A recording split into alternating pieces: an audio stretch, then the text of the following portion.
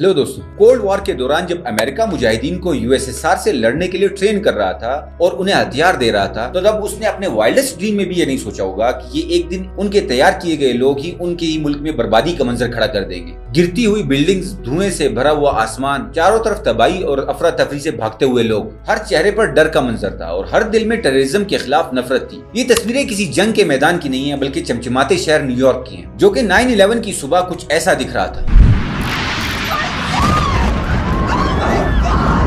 Two airplanes have crashed into the World Trade Center in an apparent terrorist attack on our country. Plane has crashed into the World Trade Center in New York. Blew up, a big explosion, people started running, it was just there were reports of it.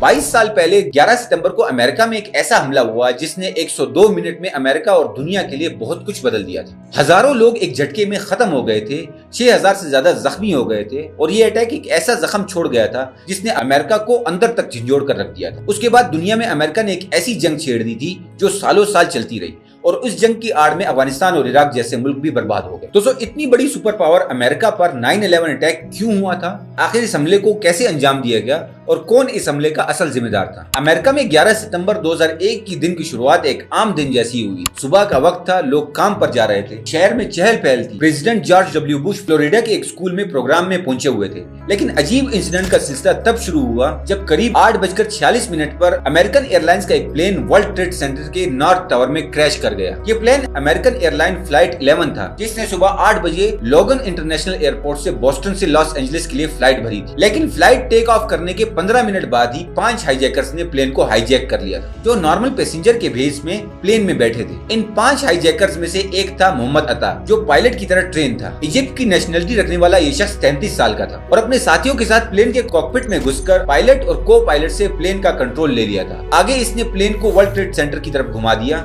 और लोगों की आंखों के सामने plane को world trade centre से टकरा दी। North tower में भयानक आग लगी हुई थी, चारों तरफ धुआं ही धुआं फैल गया था। इस दौरान अमेरिका के president George Bush elementary school की क्लास में स्टूडेंट से बातचीत करने वाले थे। लेकिन तभी व्हाइट हाउस के चीफ स्टाफ एंड्रयू हिलकार्ड ने जॉर्ज बुश को आकर बताया कि एक प्लेन अभी वर्ल्ड ट्रेड सेंटर के नॉर्थ टावर से टकरा गया है। बुश इसकी खबर सुनकर भी चुपचाप बच्चों के साथ बैठे रहे, क्योंकि उन्हें लगा कि एक एक्सीडेंट है और शायद पायलट को हार्ट अटैक आ गया होगा, इसलिए प्रेसिडेंट ने क्लास को कंटिन्यू रखा। इधर वर्ल्ड ट्रेड सेंटर के नॉर्थ टावर में इवैक्यूएशन ऑपरेशन अभी चल ही रहा था कि 17 मिनट बाद एक और एयरप्लेन पूरी तेजी से वर्ल्ड ट्रेड सेंटर के साउथ टावर पे टकरा गया। ये प्लेन यूनाइटेड एयरलाइंस फ्लाइट 175 था, जिसने सुबह 8:14 पर टेक ऑफ किया था। लेकिन टेक ऑफ करने के 28 मिनट बाद ही इसे भी 5 हाईजैकर्स ने हाईजैक कर लिया था। फिर से उन हाईजैकर्स ने पायलट और को पायलट को मार डाला और एयरप्लेन का कंट्रोल लेकर उसे वर्ल्ड ट्रेड सेंटर के साउथ टावर में क्रैश कर दिया। इस दूसरे क्रैश की मालूमात एंड्रयू हिलकार्ड ने जब जल्दी प्रेसिडेंट बुश को दी, जो उस वक्त भी क्लास में स्टूडेंट के साथ रीडिंग एक्सरसाइज में मसरूफ थे। एंड्रयू ने धीरे से प्रेसिडेंट के कान में फुसफुसाया कि second plane hit the second tower, America is under attack. लेकिन प्रेसिडेंट खामोश बैठे रहे। लगभग 5 से 7 मिनट तक वो क्लास में ही बैठे रहे और रीडिंग एक्सरसाइज को कंटिन्यू रखा। दूसरी तरफ इन्हीं 7 मिनट में अमेरिका के लिए बहुत कुछ बदल गया था। लोग अभी पहले क्रैश से ही नहीं उभरे थे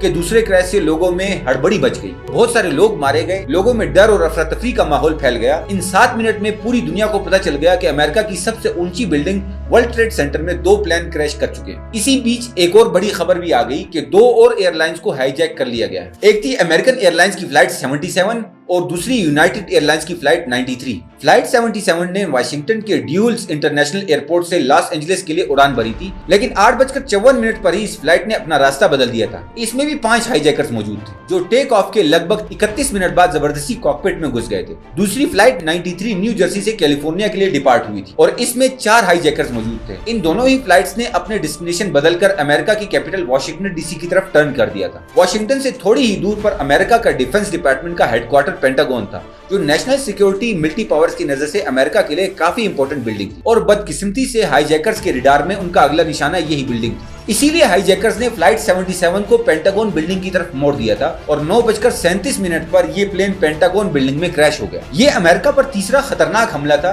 जिससे साफ था कि ये सब कुछ एक बड़ी साजिश के नतीजे में हुआ है। इसीलिए यूएसए के सभी एयरपोर्ट्स को शट डाउन कर दिया गया। जो एयरलाइन उड़ान भर चुकी थी उन्हें भी नियरेस्ट एयरपोर्ट पर लैंड करने के आर्डर्स दिए गए। एक तरफ जहां हुकूमत और रेस्क्यू फोर्सेस हालात को काबू करने की कोशिश में थे, वही अमेरिका के लिए हालात बद से बदतर हो गए। जब 9:59 पर वर्ल्ड ट्रेड सेंटर के साउथ टावर में लगी भयानक आग के चलते पूरी की पूरी बिल्डिंग कोलैप्स कर गई। अमेरिका के लोग इस पूरी तबाही को अपने सामने घटता हुआ देख रहे थे। चारों तरफ अफरा तफरी, मौत और धुएं का बादल छाया हुआ था। हजारों लोग मारे जा चुके थे। पैसेंजर्स को इस बात की भनक लग गई थी कि वो अंडर अटैक है और फिर उन्होंने फाइट बैक करना शुरू कर दिया था।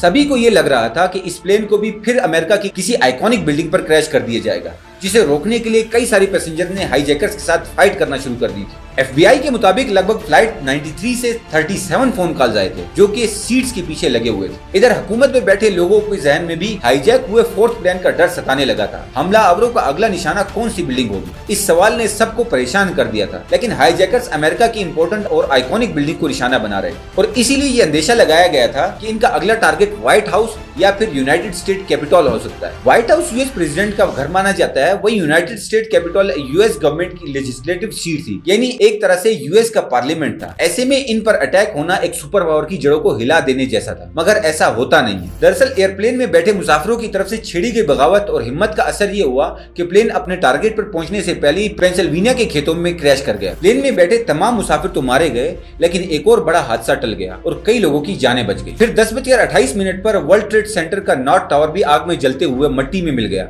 एक बड़े धुएं के गुबार ने न्यूयॉर्क सिटी के आसमान को घेर लिया।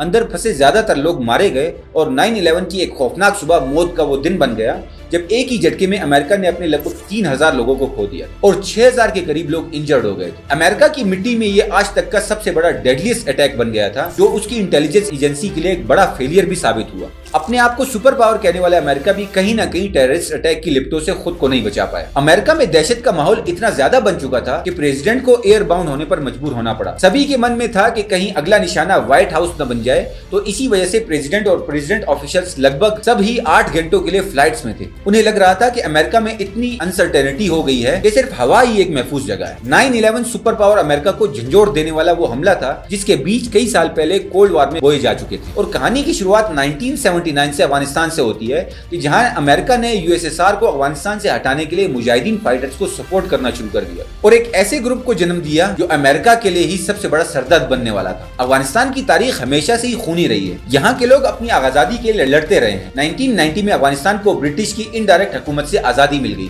दरअसल दूसरे एंग्लो अफगान वॉर के बाद ब्रिटिश ने अफगानिस्तान के फॉरेन अफेयर्स पर काबू कर लिया था, लेकिन थर्ड वॉर के बाद अफगानिस्तान को ब्रिटिश से किसी भी तरह की बंदिश से मुकम्मल तौर पर आजादी मिल गई थी। इस आजादी के बाद अफगानिस्तान के अमीर अमानुल्लाह खान ने खुद को किंग साबित कर दिया। अमानुल्लाह खान बहुत ही लिबरल और प्रोग्रेसिव बादशाह थे। 1926 में उन्होंने अफगानिस्तान से एमिरेट को खत्म करके अफगानिस्तान में डेमोक्रेटिक मोनार्की स्टैब्लिश की और अब ये बादशाह कहलाए जाने लगे। और उनके वक्त में पहली बार औरतों को स्कूल और कॉलेज जाने की परमिशन मिली। ये पहली दफा हो रहा था कि अफगानी माशरे में लिबर्टी, खुलापन और आजादी दिख रही थी। लेकिन अफगानिस्तान में अमानुल्लाह खान ज्यादा दिन तक रूल नहीं कर पाए क्योंकि अमानुल्लाह खान अफगानिस्तान को वेस्टर्न मॉडर्नाइजेशन की तरफ ले जा रहे थे, जो बात वहाँ के कुछ इस्लामिक ट्राइब के लोगों को बिल्कुल पसंद नहीं आ रही। खासकर औरतों का लिबरलाइजेशन वहाँ के लोगों को बिल्कुल नागवार हो रहा था। इसी दौरान 1928 में अमानुल्लाह खान यूरोप के टूर पर गए, जिसका फायदा उठाकर हबीबुल्लाह कालाकानी नाम के एक लीडर ने रॉयल आर्मी की एब्सेंस में फायदा उठाकर बगावत कर दी और इसके साथ ही अमीर अमानुल्लाह खान को अरेस्ट करके एग्जाइल में भेज दिया। 1933 में जाहिर शाह अफगानिस्तान के बादशाह बनते हैं और अगले 40 साल तक अफगानिस्तान के बादशाह बने रहते हैं। उनके 40 साल की हुकूमत में अफगानिस्तान में काफी स्टेबिलिटी रहती है और अफगानिस्तान काफी प्रोग्रेस भी करता है। 1973 में जब जाहिर शाह फॉरेन ट्रिप पर गए हुए थे, तभी उनके अपने भतीजे मोहम्मद दाऊद खान ने पैरामिलिट्री और अपने कम्युनिस्ट एंड लेफ्टिस्ट दोस्तों की सपोर्ट से एक कूप किया